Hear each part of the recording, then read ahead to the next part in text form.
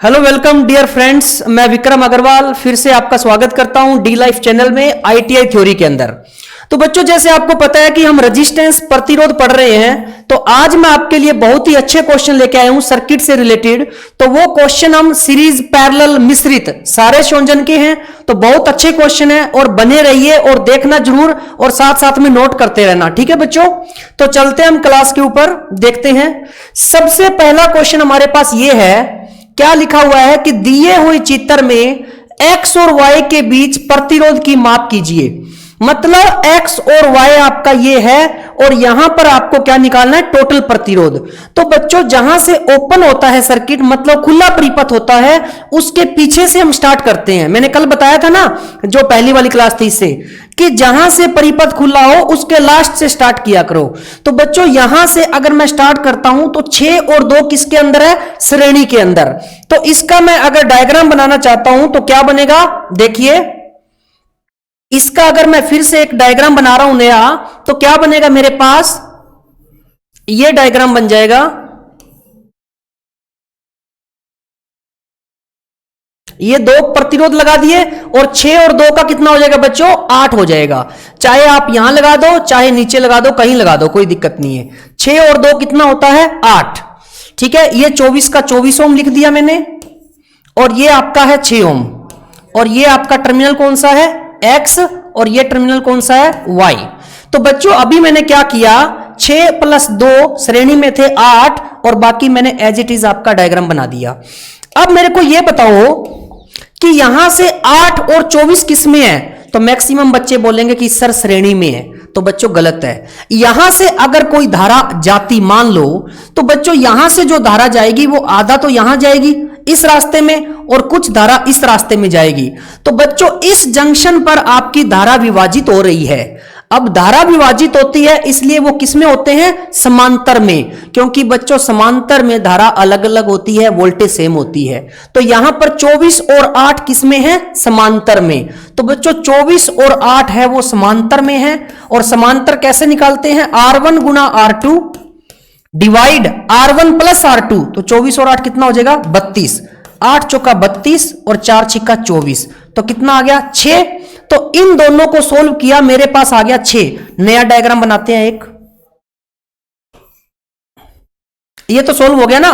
तो यहां से मेरे पास कितना आ गया, 6 ओम, और 6 ओम का ये था, और ये आपका था X टर्मिनल, और ये कौन सा टर्मिनल, Y टर्मिनल। ठीक है, X, Y और 6, और इनका करने पे 6 आ गया। अब बच्चों, 2 प्रतिरोध समान मान के जब समांतर क्रम में संयोजित हो और समान मान के हो, तो एक प्रतिरोध के मान के आधे के बराबर हो जाता है। तो इसका आंसर कितना आ जाएगा, 3 ओम। तो बच्चों इसका वैसे भी कर सकते हो कि RXY is equal to 6 into 6 divide 6 + 6 12। तो 6 दूनी 12 और 2 तिया 6। तो आपका जो आंसर है वो कितना आ जाएगा, 3 ओम। तो इस सर्किट को जब हमने सोल्व किया तो हमारे पास इसका आंसर क्या आ गया बच्चों, 3 ओम। बस आपको यही ध्यान रखना है कि सबसे पहले सर्किट को सोल्व कैसे किया जाए। तो बच्चों इसमें लास्ट से स्टार्ट करना है। मेरे को यह पता था कि 6 और 2 श्रेणी में है, क्योंकि जो धारा यहां आएगी वो यहां पर आएगी। तो 6 और 2 कितना होता है, 8, और बाकी मैंने 24 और 6 को ऐसे के ऐसे लगा दिया। अब बच्चों यहां पर बच्चे देखते हैं कि 24 और 8 श्रेणी में है, तो बच्चों गलत फहमी है ये, क्योंकि यहां पर जो धारा पीछे से आएगी वो आपकी यहां अलग होगी, यहां अलग होगी। तो बच्चों समांतर में है। तो 24 और 8 का समांतर निकाला, आया 6। तो मैंने लिखा 6, और ये 6 पहले से था। तो 6 और 6 का समांतर कितना निकलता है, 3 ओम। तो बच्चों इसका आंसर क्या आएगा, 3 ओम। नेक्स्ट क्वेश्चन देखिए, ओम के नियम के कथन के अनुसार परिपथ में धारा डैश के सीधे समानुपाती होती है। तो बच्चों धारा जो होती है वो किसके समानुपाती होती है, वोल्टेज के समानुपाती होती है। किसके, वोल्टेज के। तो यहां से आप क्या लिखते हो, V बराबर IR। क्यों लिखते हो V बराबर IR, मैं आपको बताता हूं। I जो है वो होता है R का उल्टा। I जो है वो किसका उल्टा होता है बच्चों, R का उल्टा होता है। तो यहां से मैं ये कह सकता हूं I R का उल्टा है, बिल्कुल है। तो अब यहां से देखिए I जो होता है 1/R और I होता है V। तो यहां से मैं कह सकता हूं कि दोनों को अगर जोड़ूं तो V बटा आर बन गया। V बटा आर क्या होता है? I। तो I बराबर क्या होता है? V बटा आर। ठीक है, यहां दोनों से I आ गया, V बटा आर, और यहां से आपका क्या बन गया? V बराबर IR। तो बच्चों आपने जो पढ़ा होता है कि V समानुपाती I, नहीं, वोल्टेज अगर आपकी बढ़ती है तो धारा आपकी बढ़ती है, ना कि धारा के बढ़ने से वोल्टेज बढ़ती है। तो बच्चों पहले हम वोल्टेज का जो पोटेंशियल डिफरेंस होगा वो ज्यादा होगा तो ही तो धारा ज्यादा होगी। तो I समानुपाती V, तो I 1/R उल्टा होता है, I बराबर V बटा R, V बराबर IR। यही तो लिखते हो आप। तो बच्चों यहां से जो आपका पूछा गया था धारा जो होती है वो किसके समानुपाती होती है? वोल्टेज की। तो इसका जो आंसर होगा वो क्या हो जाएगा? E, voltage. ठीक है, नेक्स्ट,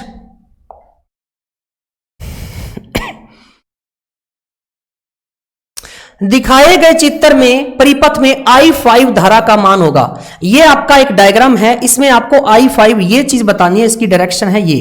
ठीक है, अब सबसे पहले इस जंक्शन पर करंट कितनी आई है? देखो ये यहां से 2 आई, यहां से 3 आई, यहां पर कितनी करंट होगी? 5 एंपियर हो गई ना। 2 और 3 5 आ गई, तो 5 और इधर से बच्चों ये आ रही है 10, तो कितना हो गया? 15 एंपियर। इस पर 15 एंपियर तो आई है, देखो प्लस का 2 प्लस का 3 और प्लस का 10, तो 15 एंपियर तो है आने वाली।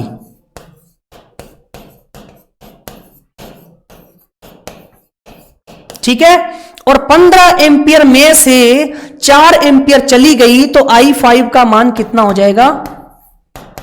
15 माइनस 4, तो यहां पर 11 एंपियर जो धारा है वो किस में जाएगी? I5 में। तो कौन सा आंसर आ जाएगा बच्चों? B option. यहां से आप देख सकते हो 2 इधर से आ रही है, 3 इधर से आ रही है, 10 इधर से आ रही है, 15 टोटल आई, 4 इधर चली गई तो बची कितनी? 11, तो वो 11 इधर से आ जाएगी। ठीक है, तो 11 एंपियर आपका क्या हो जाएगा? आंसर हो जाएगा। नेक्स्ट देखिए क्या क्वेश्चन है। एक परिपथ में 3 प्रतिरोध जिनके मान क्रमशः 10 ओम, 20 ओम, 30 ओम है, तीनों प्रतिरोध श्रेणी में संयोजित है। इन तीनों प्रतिरोधों को 120 वोल्ट की सप्लाई के साथ श्रेणी में जोड़ा गया है, तो 30 ओम का जो प्रतिरोध है उसमें वोल्टेज ड्रॉप क्या होगा?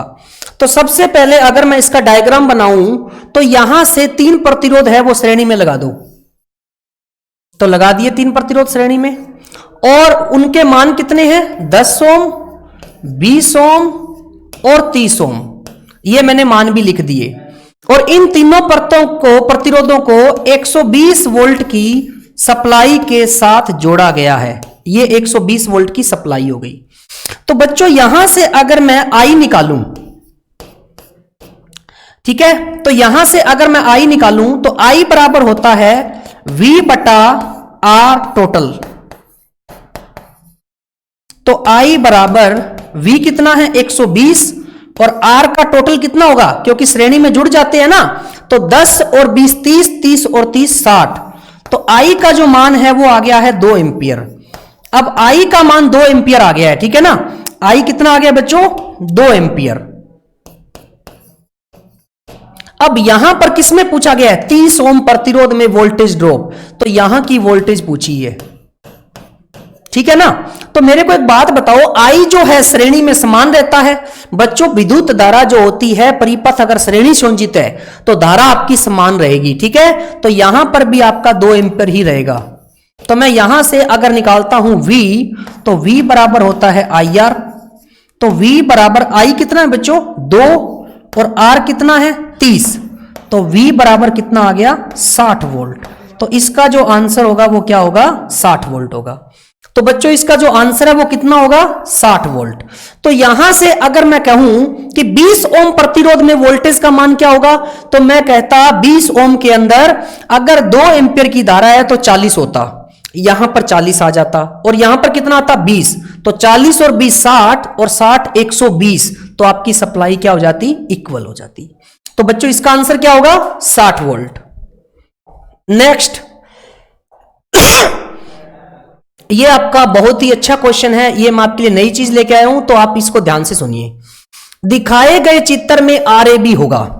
बच्चों अगर आपका प्रतिरोध है, अगर ओपन सर्किट है तो आप पहचान जाते हो कि पीछे से स्टार्ट कर देंगे, परंतु यहां पर कहां से स्टार्ट करोगे नहीं पता चल रहा।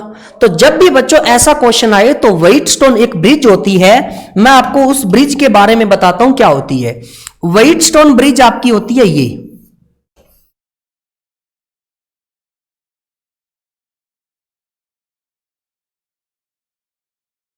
ये व्हाइटस्टोन ब्रिज बना रहा हूं मैं, ठीक है ना। ये मैंने बनाई है व्हाइटस्टोन ब्रिज और यहां से होती है बच्चों सप्लाई, ठीक है। अगर मैं ये कहूं तो ये मेरी DC सप्लाई होती है। कौन सी सप्लाई? DC।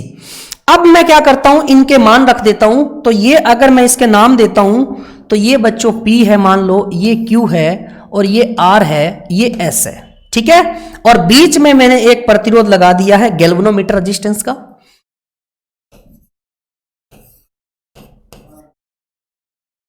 अगर ये मैं कहूं तो ये मेरा हो जाएगा RG मतलब जो गैल्वेनोमीटर लगाया आपको उसका प्रतिरोध, और ये गैल्वेनोमीटर हो गया, ठीक है ना। अब अगर मैं आपको एक बात बताता हूं, इसकी एक बैलेंस कंडीशन होती है, बैलेंस अवस्था। अगर P बटा Q बराबर R बटा S हो गया, P बटा Q बराबर R बटा S हो गया, तो बच्चों आपकी बैलेंस कंडीशन आ जाएगी। तो बैलेंस अवस्था क्या होती है व्हाइटस्टोन ब्रिज की? व्हाइटस्टोन ब्रिज बैलेंस अवस्था।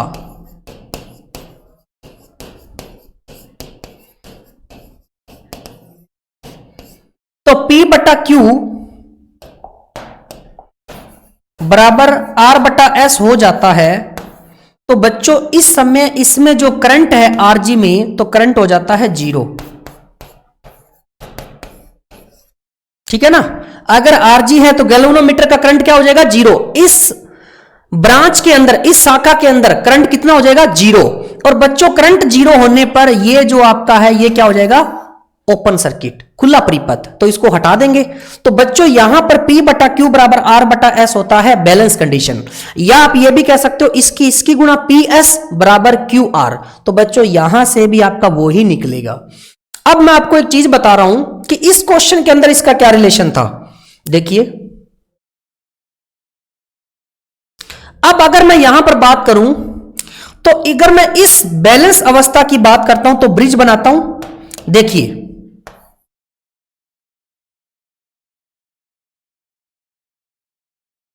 ये ब्रिज बना दिया, ये DC सप्लाई दे दी। अब मैं इसके मान रखूं तो मान कितने रखूंगा? यहां पर देखिए ये 12 है और ये कितना है बच्चों? 6 ओम। और ये कितना है? 6 ओम। और ये कितना है? 3 ओम, ठीक है।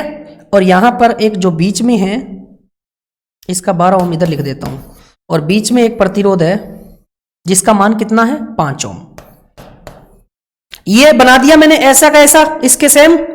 अब यहां पर देखिए, इसको बैलेंस कंडीशन में देखते हैं। तो 12 बटा 6 इज इक्वल टू 6 बटा 3, ठीक है। तो यहां पर देखिए 6 दूनी 12, 3 दूनी 6। तो ब्रिज तो बच्चों बैलेंस अवस्था में है। ब्रिज बैलेंस अवस्था में है, इसका मतलब बीच वाली ब्रांच में, शाखा में करंट क्या हो गया? 0। तो ये आपका क्या हो जाएगा? Open circuit. ये आपका ओपन सर्किट हो जाएगा, तो यहां से हट जाएगा। अब इसका आपको R इक्विवेलेंट निकालना है। तो बच्चों यहां से आप देख सकते हो क्या कि 12 और 6 ये किस में हो गए? श्रेणी में, क्योंकि बच्चों जो करंट यहां जाएगा वो यहां पर जाएगा। 12 और 6, और इधर से 6 और 3 श्रेणी में, और फिर दोनों समांतर में। तो यहां से अगर मैं इसको हटा देता हूं तो दोनों 12 और 6 किस में हो जाएंगे? श्रेणी में। 12 और 6 कितना होता है? 18। 6 और 3 कितना होता है? 9। तो बच्चों इसका जो डायग्राम नया बनेगा वो कैसे बनेगा? देखिए, इसका डायग्राम बनेगा ऐसे। अब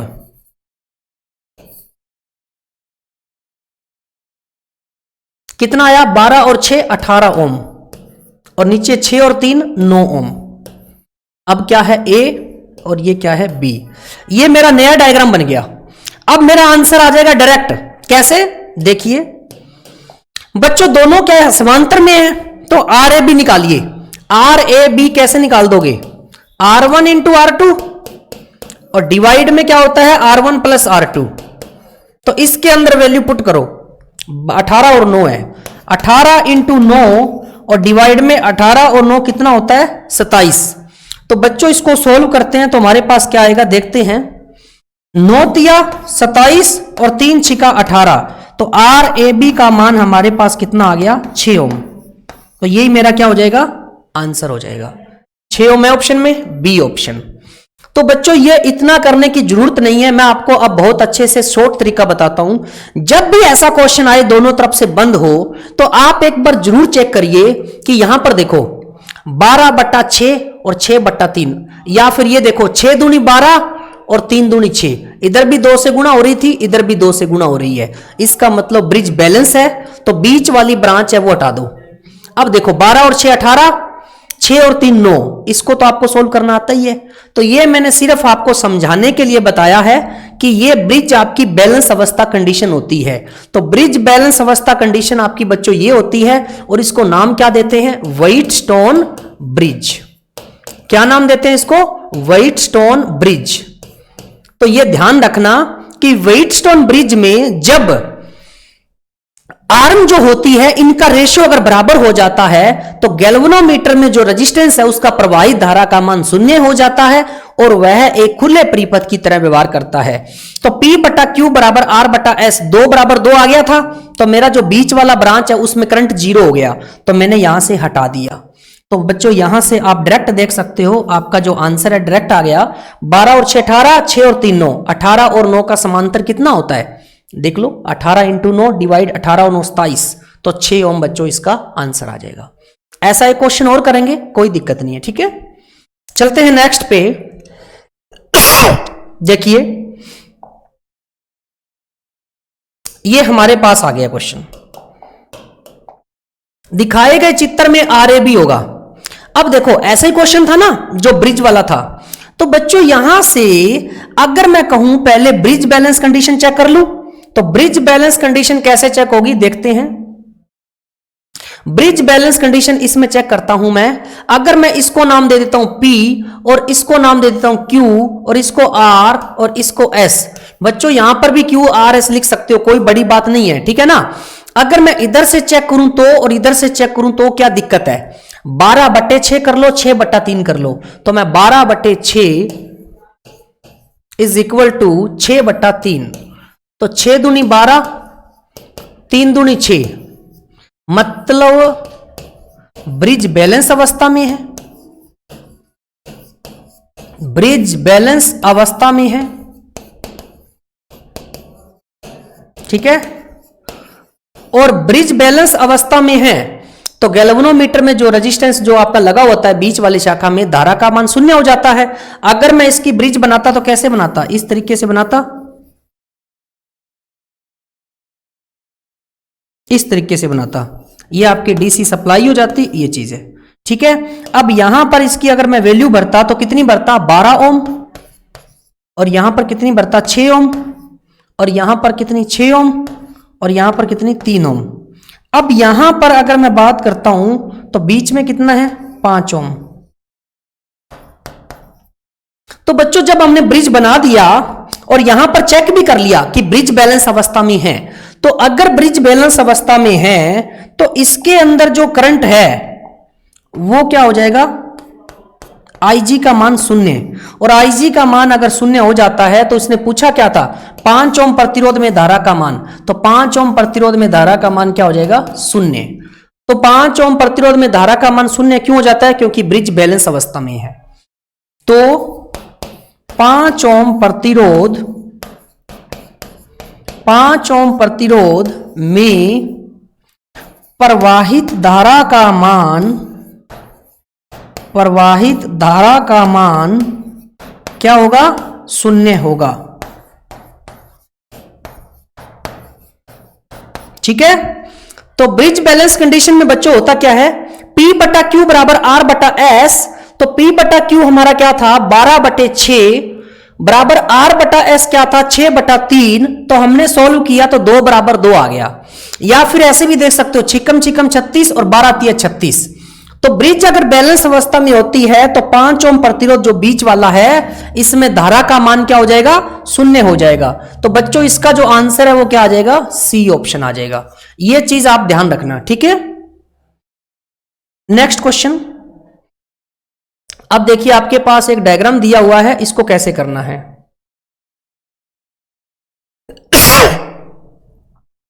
सबसे पहले इस क्वेश्चन को सोल्व कैसे करेंगे, तो यहां से परिपथ आपका खुला है और उसके पीछे से आपका बंद है। तो जहां से बच्चों परिपथ खुला होता है उसके पीछे से हम स्टार्ट करते हैं। तो सबसे पहले यह बताओ कि यहां से जो धारा जाएगी वही वापस यहां आएगी। तो इसका मतलब 4 और 4 किस में है, श्रेणी में। 8 बन गया ना, तो अगर इसका 8 बन गया, ये आपका 4 है और ऊपर कितना बन गया, 8 ओम, ठीक है। और ये आपका क्या है, इस तरीके से है 4 ओम और फिर कितना है 4 ओम, और ये क्या है ए और ये क्या है बी। ये डायग्राम बन गया। अब हम इसको अगर सोल्व करें तो कैसे सोल्व करेंगे, ये दोनों आपके समांतर क्रम में है और समांतर क्रम में आप कैसे निकालते हो, समांतर क्रम निकालते हो R1 इंटू R2, मतलब 8 इंटू 4 और डिवाइड में 8 प्लस 4 करोगे तो 32/12 करोगे। 8 चौका 32 और 8 और 4 12। तो बच्चों यहां पर 4 8 32 और 4 3 12, 8/3 आ गया। इसका आ गया 8/3, कितना आ गया 8/3 ओम, और यहां से ये चीज बन गई। तो ये कितना आ गया 4 ओम और ये कितना आ गया 4 ओम, और ये टर्मिनल कौन सा है ए और ये कौन सा है बी। अब मेरे को एक बात बताओ कि इसको सोल्व किया 8 इंटू 4 डिवाइड 8 प्लस 4 32/12, 32/12 होता है 8/3। अब ये बन गया मेरे पास एकल डायग्राम। अब इसको कैसे करोगे सोल्व, देखिए हमारे को अब निकालना है इसका टोटल प्रतिरोध। तो टोटल प्रतिरोध कितना आएगा, RAB निकालना है, RAB। तो RAB कितना आएगा 4 प्लस 8/3 प्लस 4।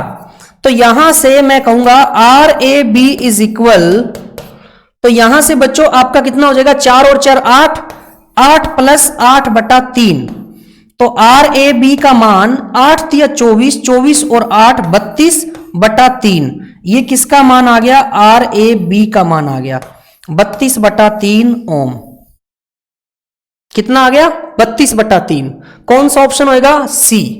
तो इसको आप डिराइव कैसे करोगे बच्चों, कुछ भी नहीं है, इजी क्वेश्चन है, बस आपको थोड़ा सा मेहनत करना पड़ेगा। कैसे, देखो ये क्वेश्चन था हमारे पास। अभी आपको क्या है, सर्किट को तोड़ के बनाया करो। जैसे ये सर्किट है, अगर मैं बात करूं जहां से परिपथ ओपन है उसके पीछे से स्टार्ट कर दो। तो बच्चों अगर यहां से ओपन है तो उसके पीछे से स्टार्ट करूं तो ये आपके दोनों किस में है, श्रेणी क्रम में। तो बच्चों 4 और 4 कितना होता है 8, तो ये ऊपर 8 बन गया, नीचे 4 बन गया। ये दोनों समांतर में है, तो 8 और 4 का समांतर निकालता हूं तो मेरे पास आया था कितना, 8 इंटू 4, 8 चौका 32 और नीचे 8 प्लस 4 12। तो ये था 4 8 32, 4 3 12, 8/3 आया था ना। तो 8/3 ओम, और यहां पर कितना था 4 ओम और यहां पर कितना था 4 ओम। तो अब ये तीनों श्रेणी क्रम में है, तो तीनों श्रेणी क्रम में है तो RAB बराबर 4 प्लस 8/3 प्लस 4। तो बच्चों यहां से अगर देखें तो 4 और 4 कितना हो गया, यहां से देखो 8 प्लस 8/3। और जिसको ये सोल्व नहीं करना आता वो कैसे करेंगे, देखो जैसे 8 प्लस 8/3 निकाल लिया, जिसको बिल्कुल नहीं आता इसके नीचे 1 लगाइए, दोनों को गुणा करो, 3 एकम 3, और उसके बाद इसकी गुणा इससे और इसकी गुणा इससे। तो यहां पर 8 3 24 प्लस 8 एकम 8, तो कितना आ जाएगा 32/3 ओम। तो इस तरीके से भी हम इसका आंसर निकाल सकते हैं। जिसको एलसीएम लेने में दिक्कत हो तो वो इसको ऐसे भी ड्राइव कर सकता है, ठीक है ना। तो इसका हमारा आंसर क्या आ जाएगा बच्चों, 32/3 ओम। ये क्वेश्चन आपका बहुत ही अच्छा क्वेश्चन है और बहुत ही अच्छा क्वेश्चन है। क्यों, क्योंकि इसमें बच्चों पता ही नहीं चलेगा कि आपका जो है तुल्य प्रतिरोध कैसे निकालोगे। तो तुल्य प्रतिरोध यहां से कैसे निकालोगे, देखो दिए गए चित्र में प्रदर्शित परिपथ में ए व बी के मध्य तुल्य प्रतिरोध क्या होगा। सबसे पहले इसको स्टार्ट कैसे करोगे, इसको स्टार्ट कैसे करोगे पता है? देखो, अगर मैं ये कहूं कि ये 8 ओम का है और ये 6 ओम का है, ये 2 ओम का है और ये 4 ओम का है, तो बच्चों एक बात बताओ मेरे को छोटी सी, कि 8 ओम और 2 ओम, अगर मैं इस लाइन को, ये लाइन ना होती यहां पर, तो आपके लिए कोई दिक्कत नहीं थी, है ना? तो फिर तो क्या होता कि आपको पता चल जाता कि श्रेणी में कौन है और समांतर में कौन है। अब यहां पर इतना तो पता है कि अगर मैं इतने सर्किट को सोल्व करूं, देखो मैं आपको 2 पार्ट में बना देता हूं सर्किट को।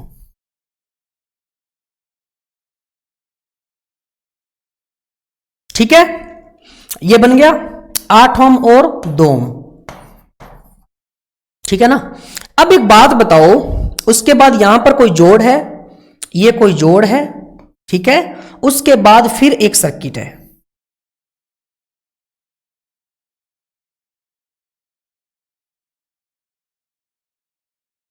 ये चीज है 4 ओम और 6 ओम। अब आप कहोगे सर इसमें और इसमें अंतर क्या है? बहुत अंतर है बच्चों। इसमें ये अंतर है, लाइन तो देखो इसकी है बच्चों ऐसे जुड़ रही है और इसकी है वो ऐसे जुड़ रही है, परंतु यहां पर अगर मैं कहूं ये दोनों समांतर में है और ये दोनों समांतर में है, फिर श्रेणी में है ना, तो इसको सोल्व कैसे करेंगे? देखो,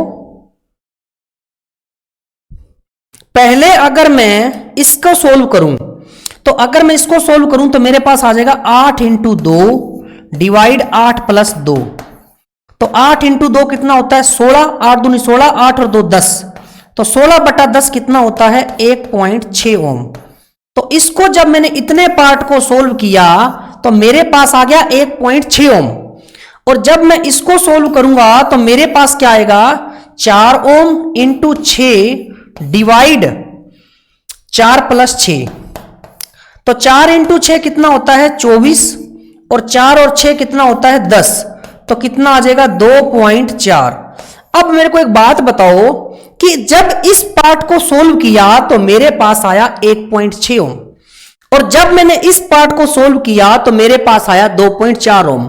अगर मैं यहां से बताता हूं आपको कि अब मैंने इसको पार्ट बनाना है, जोड़ना है, ठीक है ना? अब देखो इसका एक पार्ट बन गया, ये कितना आंसर है इसका? इसका है 1.6 ओम, और इसका जो है वो 24 को जब 10 से भाग किया तो कितना आया? 2.4 ओम। और ये कौन सा टर्मिनल है? ए टर्मिनल है, और ये बी टर्मिनल है। तो अगर मैं यहां पर आर ए बी निकालता हूं तो आर ए बी क्या होता है?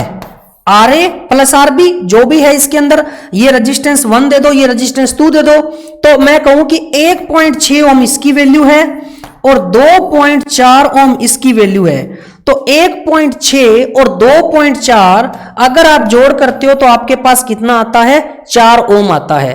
तो 4 ओम क्या होता है? यहां पर देखिए 4 ओम, यहां पर अगर मैं बात करता हूं कनेक्शन को जोड़ने की बात करता हूं, सबसे पहले यहां पर यह बन रहा है जंक्शन। क्या बन रहा है? ये जंक्शन। क्यों?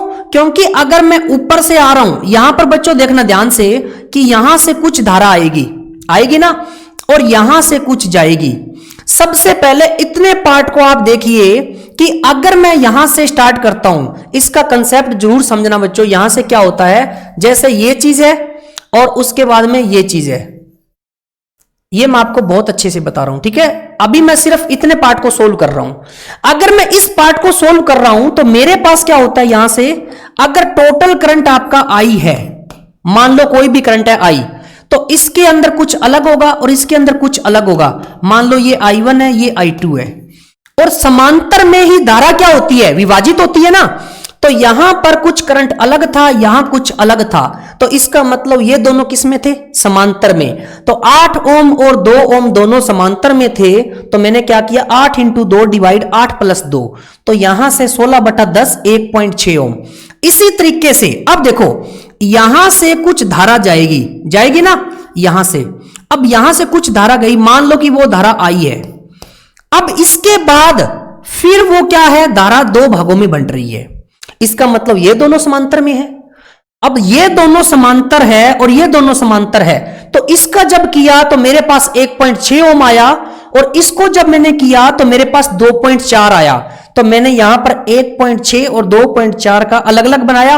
अब यहां से करंट जा रही थी, तो यहां से करंट जा रही है, तो करंट जा रही है। अब इसका मतलब बच्चों ये किस में बन गया, श्रेणी क्रम में संयोजन हो गया। तो श्रेणी क्रम में संयोजन अगर 1.6 और 2.4 की बात बोलूं तो श्रेणी में आपके प्रतिरोध जो है वो जुड़ जाते हैं। तो प्रतिरोध का मान 1.6 ओम और 2.4 ओम कितना हो गया, 4 ओम। तो बच्चों इसका जो आंसर है वो कितना आ जाएगा, 4 ओम। अब मैं आपको एक छोटा सा कंसेप्ट बताता हूं, वो आप सुनना ध्यान से।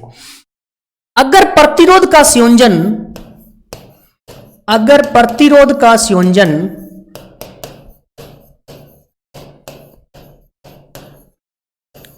त्रिभुज के रूप में हो, त्रिभुज के रूप में, ये बात नोट कर लेना आप, त्रिभुज के रूप में हो तो उसका परिणामी प्रतिरोध कैसे निकालते हो, तो उसका परिणामी प्रतिरोध निकाला जाता है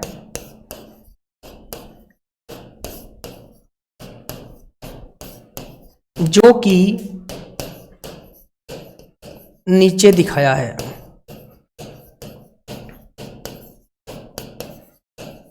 अब मैं आपको एक त्रिभुज बना के दिखाता हूं, उसका फिर कुल प्रतिरोध निकालना आप। ये देखो,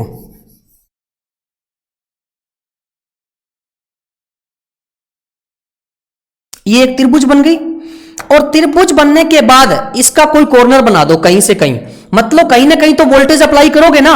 मान लो कि आपने यहां पर वोल्टेज अप्लाई की है, तो मैंने यहां पर दे दिया सप्लाई वोल्टेज V, ठीक है। इनके कुछ मान दे दो आप। अगर मैं इसका कुछ मान देता हूं तो मैं यहां पर दे देता हूं कि 3 ओम, 4 ओम और 2 ओम। ये बच्चों आपकी त्रिभुज बना दी मैंने। अब त्रिभुज से आप प्रतिरोध कैसे निकालते हो, परिणामी, वो बता रहा हूं। अगर ये टर्मिनल A है और ये B है, तो सबसे पहले एक बात बताओ मेरे को, इसका कुल प्रतिरोध निकालोगे पहले, और यहां पर मान लो आपको निकालना है I। तो मैं कैसे करूंगा, जहां से परिपथ ओपन है उसके पीछे से स्टार्ट कर दूंगा। तो पीछे से अगर मैं स्टार्ट करूं तो 2 और 4 किसके अंदर है, श्रेणी में। तो 2 और 4 का क्या बन जाएगा, 6, और 3 आपका किस में आ जाएगा, समांतर में। तो इसका डायग्राम एक बनाते हैं, कैसे बनेगा देखो, वो आपका सेम रहेगा, और यहां पर एक आपकी क्या है, शाखा है, कितने ओम की, 3 ओम की, ठीक है। और 2 और 4 कितना हो गया, 6 ओम। मान लो कि ये 6 ओम है, और ये शाखा आपकी ये है, ठीक है, और ये आपका है V, ठीक है। अगर मैं V की वैल्यू दे देता हूं तो आपका एक क्वेश्चन बन जाएगा, V की वैल्यू दे दो, कुछ भी दे दो, मान लो 120 वोल्ट है, तो ये एक कितनी हो जाएगी, 120 वोल्ट। अब यहां पर इसमें निकालना क्या था, I, तो यहां पर I लिख देते हैं कि I निकालना है। अब मेरे को एक बात बताओ कि टोटल प्रतिरोध कितना बन गया, दोनों किसमें बच्चों, यहां से देखो, अगर ये I जाएगा तो 2 भागों में बंट रहा है, तो 2 भागों में बंट रहा है, इसका मतलब किसमें है कनेक्शन, समांतर में है। तो बच्चों समांतर कैसे निकालोगे इसका, 6 × 3 डिवाइड, 6 और 3 कितना होता है, 9, 3 तिया 9 और 3 दूनी 6, तो इसका मतलब 2 ओम हो गया। अगर यहां से 2 ओम है तो मेरा एक सर्किट बन जाएगा, कैसे, देखिए,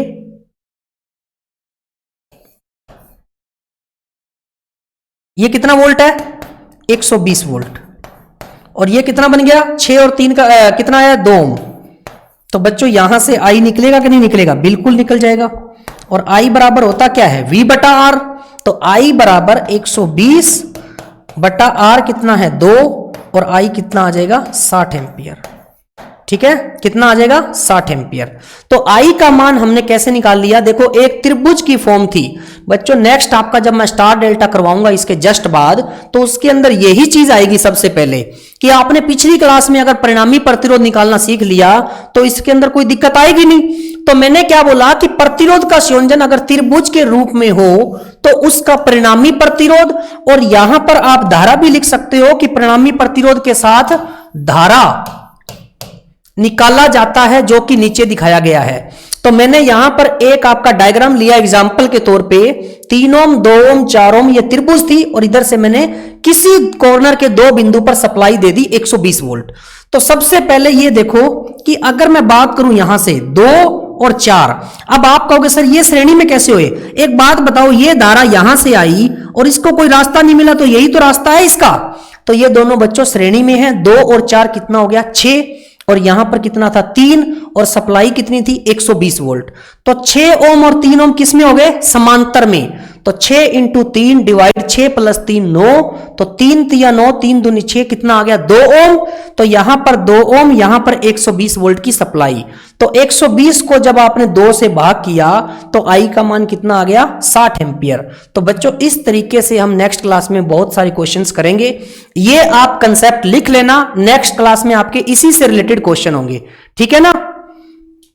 नेक्स्ट, तो बच्चों ये था आपका प्रतिरोध। प्रतिरोध का संयोजन मेरी तरफ से अब खत्म हो चुका है। तो आप बच्चों क्या करोगे, जाके इसके परिपथ को सोल्व कीजिए। अब इसके बाद जो नेक्स्ट आपका पोर्शन आएगा वो आपका आएगा डिवीजन रूल, जैसे वोल्टेज विभाजित नियम, धारा विभाजित नियम।